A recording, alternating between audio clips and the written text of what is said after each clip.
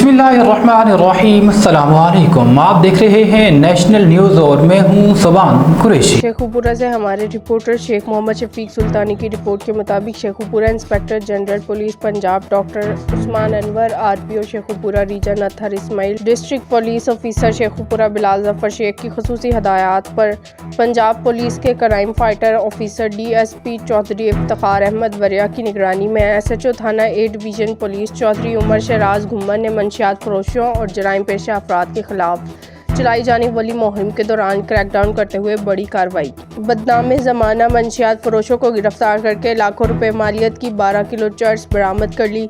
बताया गया कि एसएचओ थाना ए डिवीज़न उमर शहराज घुम्मर ने अपनी टीम के हमरा बड़ी कार्रवाई करते हुए बदनाम ज़माना मंशियात फरोश शहबाज को गिरफ्तार कर लिया।